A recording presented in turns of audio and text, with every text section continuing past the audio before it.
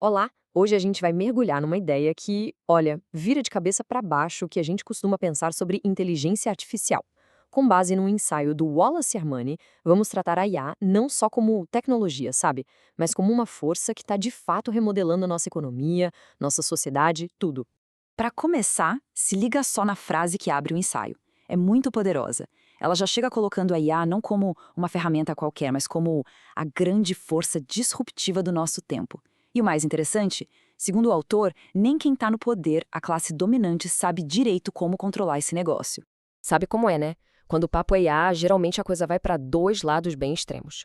Ou é aquela utopia, um futuro maravilhoso sem trabalho, ou é um pesadelo total, com as máquinas dominando tudo. Bom, a análise do Armani argumenta que essas duas visões, na verdade, são meio que uma distração. Ele propõe um terceiro caminho, uma lente completamente diferente para a gente enxergar esse problema. E aqui está o pulo do gato, a ideia central. Nessa visão, a IA não é tipo uma mente digital flutuando por aí. Não, é o próprio capitalismo, só que na sua forma mais avançada, mais sofisticada. Pensa bem, ela não está só automatizando as fábricas, está automatizando as nossas decisões, as regras da sociedade, até os nossos desejos. E aí é que a coisa fica interessante. Ao fazer isso, o sistema todo começa a se sabotar. Tá, mas como isso funciona na prática? Beleza, vamos então para a primeira parte desse argumento e como se diz seguir o dinheiro, né? Para entender de onde a IA tira tanto lucro no sistema que a gente vive hoje. E aqui a gente se depara com um paradoxo gigantesco.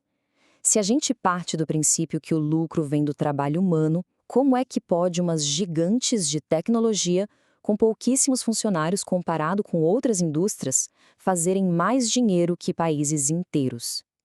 Se a IA está substituindo os trabalhadores, de onde afinal está vindo toda essa grana? A resposta que o ensaio propõe é um conceito novo. E olha, é bem poderoso. A mais-valia de pregição. A ideia é que o jogo virou. O lucro não vem mais tanto de fabricar coisas, mas sim de prever o futuro. É isso. A capacidade de saber o que faremos a seguir, isso se tornou a mercadoria mais valiosa do planeta. E esse processo aqui ilustra isso de uma forma genial. Pensa só. Primeiro a gente, no nosso dia a dia, gera uma montanha de dados, certo? Aí as plataformas vêm e pegam toda essa matéria-prima de graça. Depois, a IA entra em cena e transforma essa montanha de dados em previsões. Previsões sobre o que a gente vai fazer. E por fim, quem tem o controle dessas previsões? Bom, essa pessoa ou empresa ganha uma vantagem absurda no mercado, capturando todo o valor. Só que essa máquina de prever o futuro não funciona sozinha num passe de mágica. Agora a gente vai virar a moeda e olhar para o outro lado, para o que o ensaio chama de antítese do argumento. Ou seja, os custos humanos, o trabalho invisível que essa economia de IA esconde. E aqui, olha, se prepara, porque a afirmação é bem ousada. A ideia de automação total é um mito. O que o ensaio defende é que a IA não elimina o trabalho, muito pelo contrário. Ela esconde o trabalho. Ela quebra ele em tarefas minúsculas, espalha pelo mundo e, no fim das contas, torna tudo ainda mais precário. Essa análise descreve uma nova classe trabalhadora global, que o autor chama de proletariado de dados. E quem faz parte disso? Bom, é o entregador que leva a nossa comida, são os trabalhadores anônimos, muitas vezes em países do sul global, que ficam o dia todo ensinando uma IA a reconhecer uma imagem. E vai até as pessoas que estão lá na ponta extraindo os minerais para fazer os nossos celulares. E esse número é impressionante, como um único número pode contar uma história inteira, né? US$ 1,50 por hora. Esse é o custo humano real por trás daquela mágica toda da inteligência artificial. É esse trabalho, quase sempre invisível, que está sustentando o sistema todo. Mas o impacto não para na economia, não. A análise vai ainda mais fundo. E a pergunta que ela faz é: o que acontece com a nossa cabeça? Com as nossas emoções? Como a gente se sente vivendo o tempo todo sob a vigilância, a supervisão constante de algoritmos? Para explicar isso, o ensaio traz um conceito com um nome que parece complicado: reificação algorítmica. Mas calma, a ideia por trás é bem simples. É aquele momento em que a gente começa a tratar o algoritmo como se ele fosse uma lei da natureza, sabe? Algo totalmente neutro, objetivo, inquestionável. A gente simplesmente esquece que aquilo foi criado por pessoas, treinado com dados do nosso mundo, um mundo que, a gente sabe, é cheio de vieses e preconceitos. E a consequência disso é profunda. Os algoritmos não só adivinham o que a gente quer, eles passam a moldar o que a gente quer. E talvez o pior seja que quando o sistema nos pune de alguma forma, sei lá, com uma nota baixa num aplicativo ou negando um crédito, a nossa tendência é sentir que a culpa é nossa. É uma falha pessoal e não uma falha do sistema. Ok, agora a gente chega na síntese do argumento.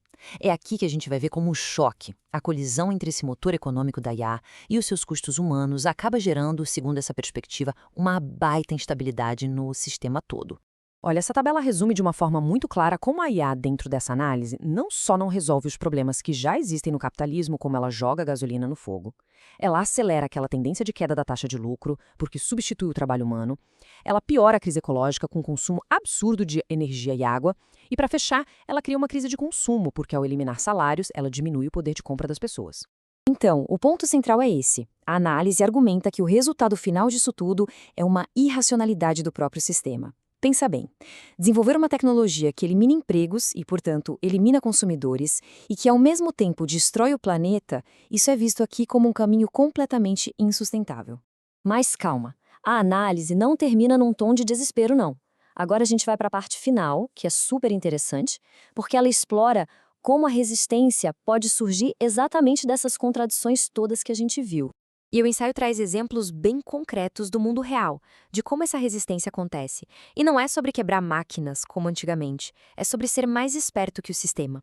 A gente está falando de gente que confunde os dados de propósito, trabalhadores que organizam aquelas paralisações super coordenadas, enfim, são novas formas de luta para uma nova era. Tá, mas qual é o objetivo final disso tudo? Segundo o autor, a ideia não é destruir a tecnologia, de jeito nenhum. É, na verdade, se apropriar dela. Já pensou? Usar todo esse poder incrível de previsão da IA, não para vender mais um produto, mas para, sei lá, organizar melhor os hospitais, as escolas, o transporte público. Mudar o foco. E a gente encerra com essa citação final, que é basicamente a grande mensagem do ensaio. O algoritmo, por si só, não tem consciência de classe, não tem lado. Mas os trabalhadores que alimentam esse algoritmo, aqueles que estão fragmentados, espalhados, invisíveis, eles podem adquirir essa consciência. E é aí, segundo essa visão, que mora a única esperança real. Na capacidade dessas pessoas se unirem e tomarem o controle da tecnologia que elas mesmas ajudam a construir. Uma ideia bem forte para a gente fechar essa análise.